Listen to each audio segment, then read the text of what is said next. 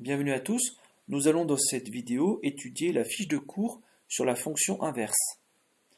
Premier point, définition. On appelle fonction inverse la fonction f définie sur r étoile égale r privé de 0 par f de x égale 1 sur x.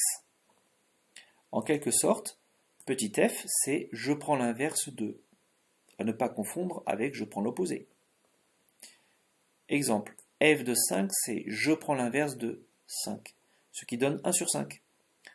f de x plus 7, c'est je prends l'inverse de x plus 7, ce qui donne effectivement 1 sur x plus 7. Petit f de moins x, c'est je prends l'inverse de moins x, donc 1 sur moins x. Point suivant, parité. La fonction inverse est une fonction impaire. Démonstration. L'ensemble de définition de la fonction inverse est r privé de 0. Qui est symétrique par rapport à 0, alors, qui ne contient pas 0 certes, mais peu importe, il est symétrique par rapport au nombre 0, c'est ok.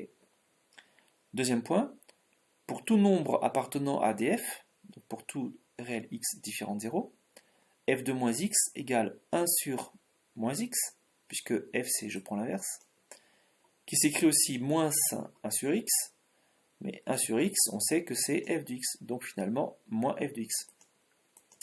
Donc on a tout ce qu'il faut, et donc c'est OK. Parce que les deux conditions voulues pour démontrer que la fonction est impaire, elles sont satisfaites. Point suivant, sens de variation. La fonction inverse est strictement décroissante sur moins l'infini 0 ouvert, et est aussi strictement décroissante sur l'intervalle 0 ouvert plus l'infini. Attention, vous ne pouvez pas en déduire qu'elle est décroissante sur la réunion. Ça, c'est pas vrai, c'est archi faux. Hein. Attention à ça. Premier point, étude sur moins l'infini 0 ouvert. Méthode classique. On prend deux nombres petit a et petit b dans l'intervalle, c'est-à-dire 1 inférieur strict à b, inférieur strict à 0, et on construit f de a moins f de b, qui est égal à 1 sur a moins 1 sur b. On réduit au même dénominateur en multipliant la première fraction par b au-dessus et en dessous, et la deuxième fraction, celle-là, par petit a, au-dessus et en dessous. Ce qui va nous donner b sur ab moins a sur ab, donc b moins a sur a fois b. Alors, pour b moins a, on revient à la relation d'ordre existante entre a et b, et si jamais on imagine qu'on bascule a de l'autre côté, ça fait 0 inférieur strict à b moins a. Comme 0 est plus petit que b moins a, ben b moins a est positif strictement. Ça c'est ok. Et puis pour a fois b, alors petit a et petit b sont deux nombres strictement négatifs. Hein. Donc le produit de ces deux nombres, c'est le produit de deux nombres strictement négatifs, c'est positif. Donc a fois b, il est positif strictement, c'est ok. Et positif sur positif, c'est positif. Donc f de a moins f de b est strictement supérieur à 0, ce qui revient à dire f de a strictement supérieur à f de b. Résumons. Si a est plus petit que b inférieur strict à 0, alors f de a est strictement supérieur à f de b. Alors on constate que ici on avait une relation d'ordre inférieur, ici une relation d'ordre strictement supérieure. On constate que sur l'intervalle, f inverse le sens de la relation d'ordre, donc elle est décroissante strictement sur cet intervalle. Deuxième point, c'est une étude identique, c'est une étude semblable, pardon. Étude sur 0 vers plus l'infini, soit a et b tels que 0 inférieur strict à a inférieur strict à b. On construit f de a moins f de b. On va obtenir à nouveau b moins a sur a fois b. Alors b moins a, c'est le même argument, c'est j'ai pris a inférieur à b. Donc si on imagine qu'on bascule petit a de l'autre côté, ça donne 0 inférieur strict à b moins a. Donc b moins a strictement positif. B moins a strictement positif, c'est ok. Hein. Et puis a fois b, c'est le produit entre deux nombres qui sont strictement positifs tous les deux. Le produit entre deux positifs, c'est positif. J'ai positif sur positif, ce qui va nous donner du positif. Donc f de a moins f de b strictement supérieur à 0, ce qui revient à dire f de a strictement supérieur à f de b. Résumons, si 0 inférieur strict à a inférieur strict à b, alors f de a strictement supérieur à f de b.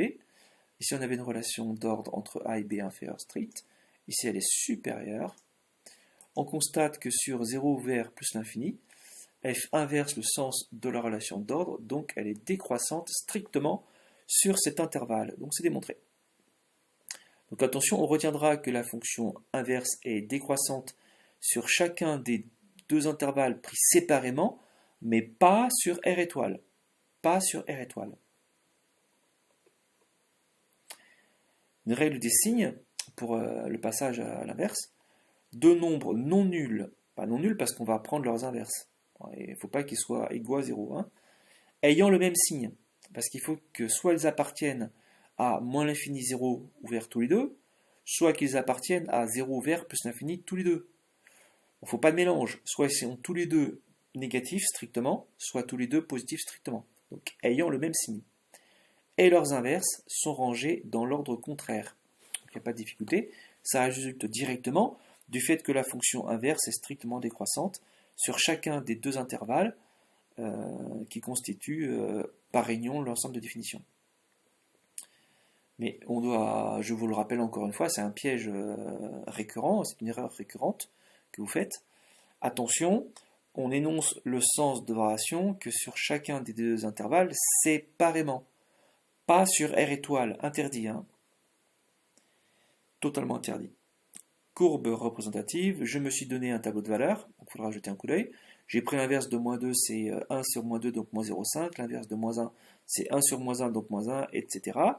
Donc ces valeurs de x là sont classiques, sont standards pour la fonction inverse. Retenez-les bien. Et j'ai placé les 6 points correspondants dans un repère, et j'ai tracé un trait, courbe. Et je vous rappelle que l'origine du repère, qui certes n'appartient pas à la courbe de la fonction inverse, il n'empêche que l'origine du repère est un centre de symétrie de cette courbe. Je vous souhaite une très bonne journée et à très bientôt.